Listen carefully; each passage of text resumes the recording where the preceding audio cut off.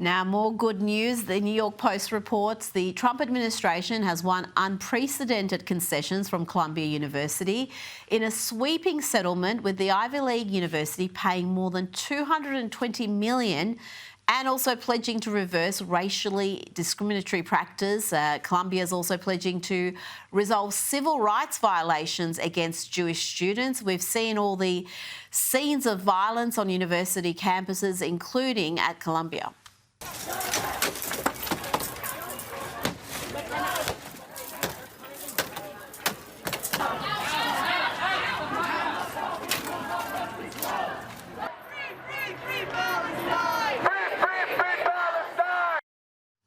Ami, this is huge. $220 million settlement. It's going to send a strong message.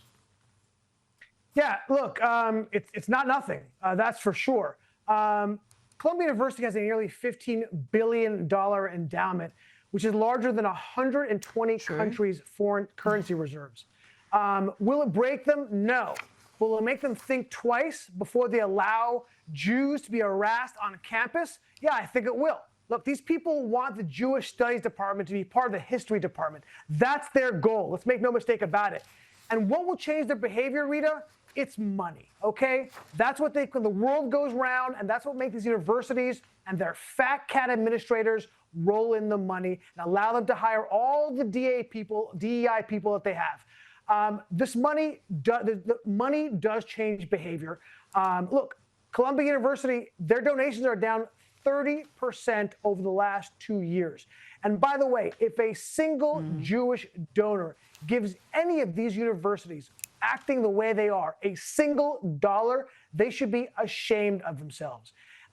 Look, I think it will have an effect. There have been sweeping changes that the Trump administration forced them to do, not just the money. That they had to force to change their hiring practices, the way they discipline people. Will it stick? I don't know. Time will tell. But I'll tell you this, it's a massive win for the president. I think it's a massive win for decorum on university campuses across the country.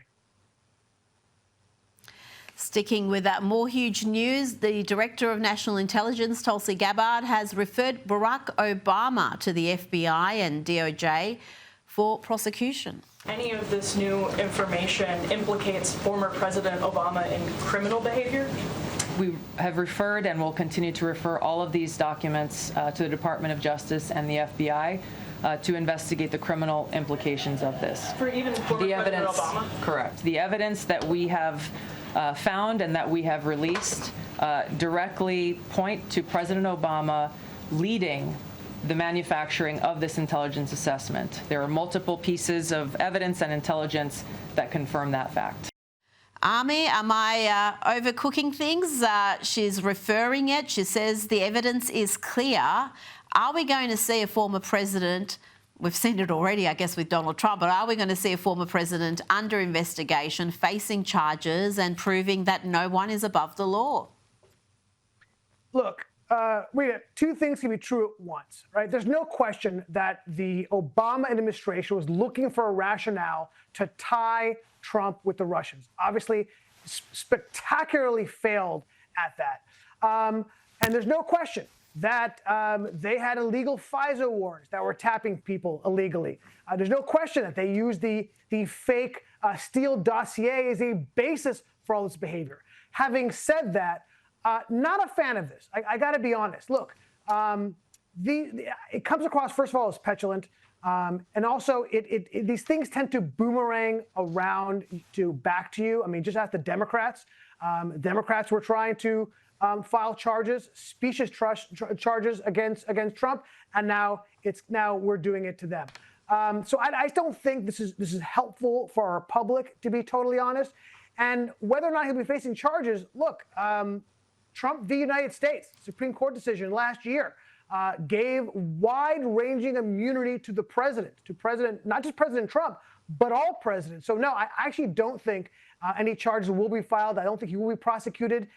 A lot of that's because of the Supreme Court decision of Trump v. United States. I don't think presidential immunity extends to manufacturing a plot to undermine the term of your successor, because that's precisely what happened. You said they failed at it. I'd argue they were very successful. We were talking about Russian collusion for 3-4 years. It completely undermined Donald Trump's first term.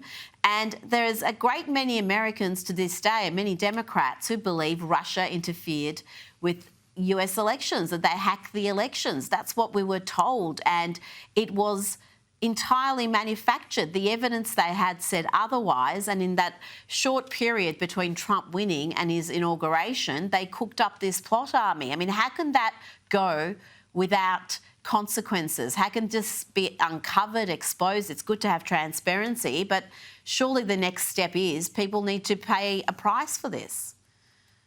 Yeah, look, I say it failed because A, Trump won the election, and B, it's been exposed as a hoax, right? Russia was a hoax. No, we shouldn't allow this to go unpunished, and there are a lot of people who I think should and will be punished for it. I'm just saying that from what I read and understand, Trump v. U.S. gives wide-ranging immunity, and this may, in fact, fall within that as well. See, I disagree there, but we'll move on. We'll discuss this more, I'm sure, in the coming weeks. I'm interested in your reasoning for this data. We're seeing a mass exodus from states like California. Close to 700,000 people have left California since 2023. They've moved to states like Florida, Tennessee, Texas, Ami. And some of the reasons, obviously, are economic, lower taxes, perhaps less crime, but other underlying issues that we're not detecting here. Why do you think the reason for this is?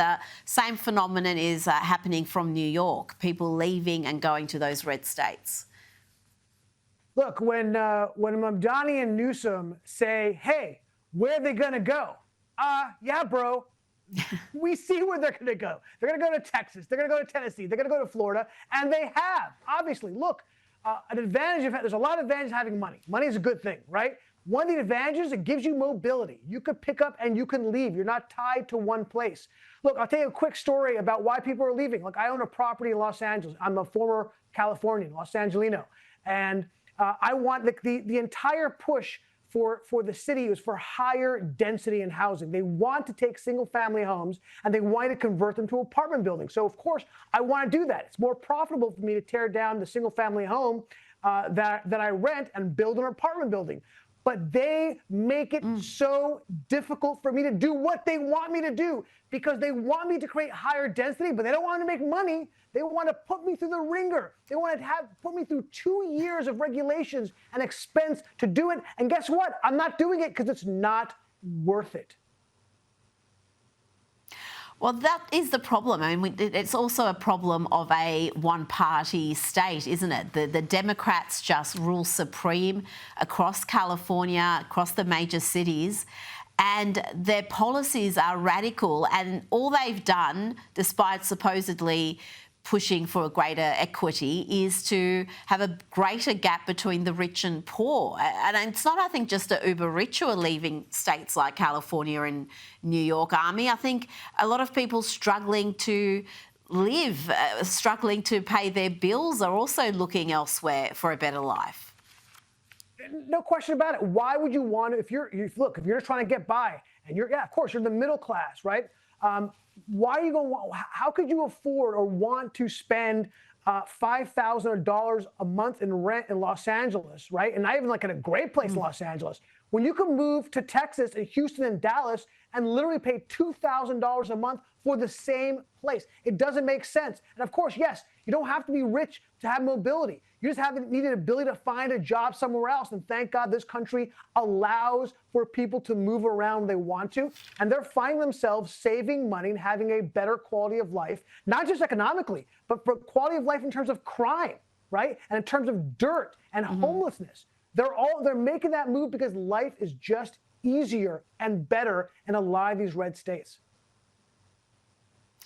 Absolutely. And you know what?